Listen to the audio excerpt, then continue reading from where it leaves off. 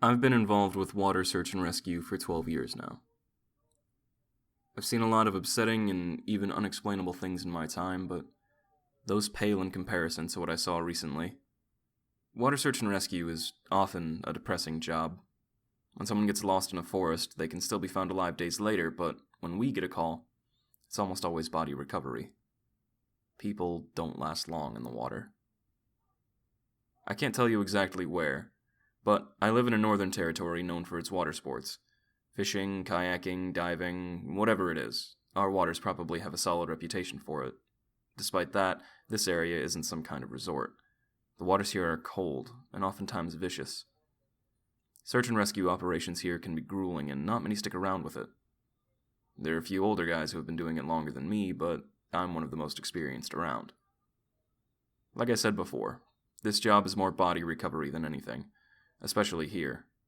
We save more live moose from the water than live humans, and when we get a call about a missing child, well, we'd be better off just giving our condolences. That's just how the waters are here. Our small town is one of the highest drowning rates in the country. But we look anyway, and usually we find a body. I've considered quitting many times in my career. Most people quit after their first recovery.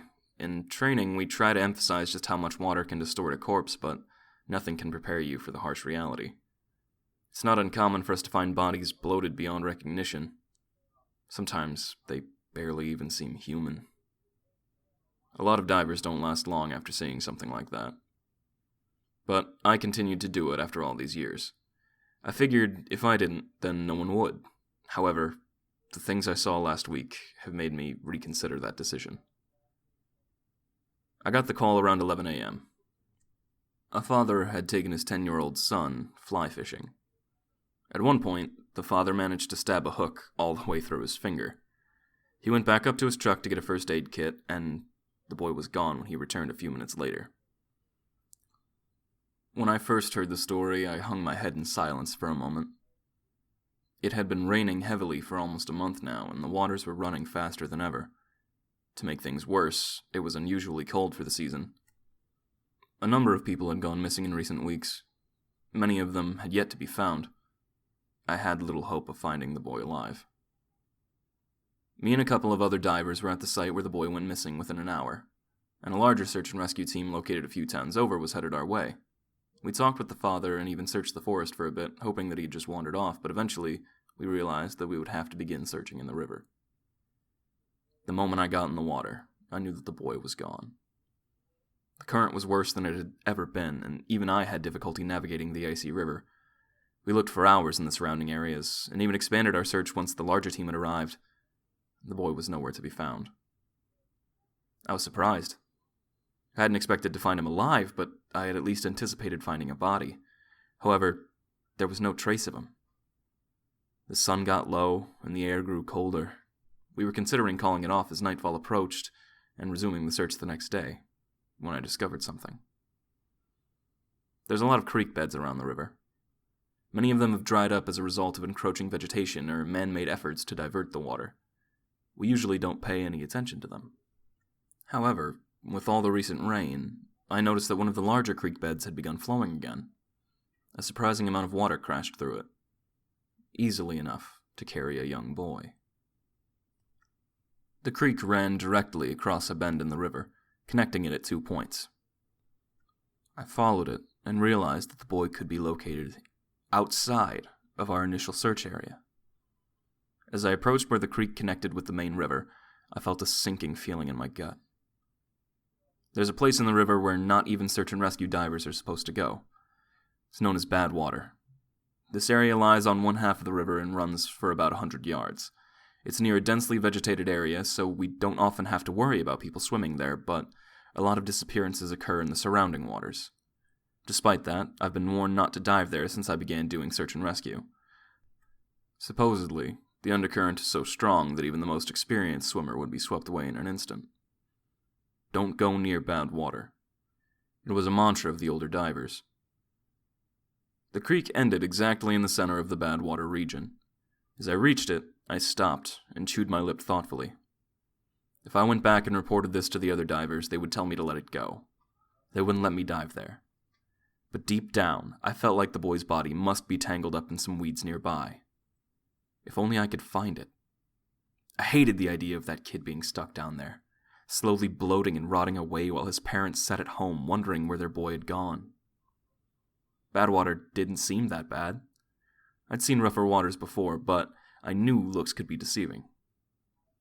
Just below the surface, it could be flowing faster than I ever imagined, and I'd be swept away in an instant. Besides, I wasn't supposed to dive alone. I almost turned back, but something made me stay. I stared into the river for a moment, thinking about the boy. Then I put on my gear and dropped into the icy waters. The first thing I noticed was that the current actually seemed pretty weak. As a matter of fact, it was weaker than the rest of the river. The water was extremely deep there, and I could only see blackness below as I dove. I kicked deeper and deeper, thinking that the current might pick up lower down, but the opposite seemed to be true. The water was almost completely still. I went even deeper, until finally green shapes began to materialize in front of me. I thought I'd finally reached a bed of weeds, but as I kicked lower, the truth came into full view. I felt vomit come up at the sight, an odd and dangerous sensation when you're wearing a scuba mask. Countless arms stuck up from the ground below. I thought I'd come upon a trove of bodies, but the disgusting reality became even more apparent only a moment later. The arms grew directly into the ground. They even had roots that spread out from the base. It was as if someone had cut off hundreds of arms at the shoulder and planted them there. They were green. I watched as they clutched at the water around them. They varied in size and seemingly age. Grotesque, baby hands sprouted near the bottom, and they opened and closed their fists hungrily. It was then that I saw the boy. His eyes stared sightlessly ahead as those grotesque arms pulled his dead body downward. It seemed they had just gotten a hold of him. The arms yanked at him, burying him in the surrounding sediment. They pushed and writhed and squirmed until he was securely buried up to the chest. I stared in mesmerized horror. That was when the other bodies came into focus.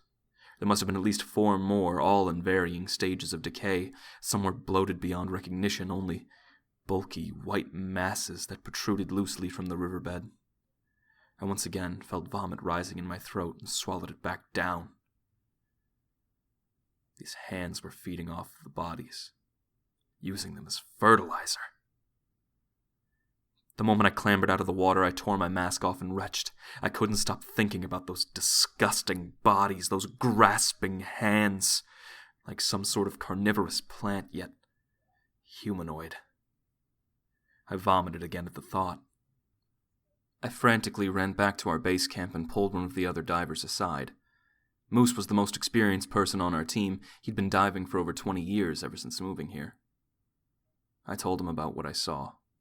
When I finished, he stared at me in cold silence.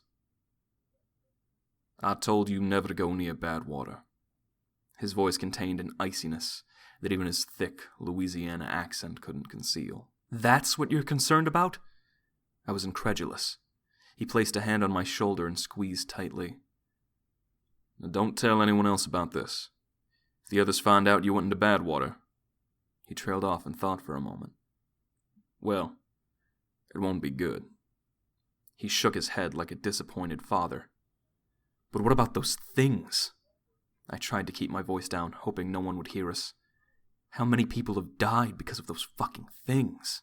Shut up, Moose said. We have an agreement. There's a reason they only grow in Badwater. Don't fuck this up. I started to say something, but the words caught in my throat. He was keeping something from me. He sighed, and I saw something like sadness behind his eyes. Sometimes you have to decide between lesser and greater evils. Even the best possible decisions can still keep you up at night. He went silent for a moment and only stared at me. Don't tell anyone about this. Maybe one day you'll understand. He walked away after that and called off the day's search. Despite what I'd told him, we continued to search for the next 2 days. By the 3rd day, we called it off completely and gave our condolences to the family. I don't know what the fuck is happening. Moose has been acting different towards me ever since. There's a coldness to him now. But every now and then, he'll shoot me a knowing glance, like we're in on some secret together. I've noticed the other divers acting strangely too. What did he mean by an agreement? What the fuck are those arm things? I'm considering quitting and moving away from here. I can't live with the knowledge that those things are down there slowly, feeding off the body of a young boy among countless others.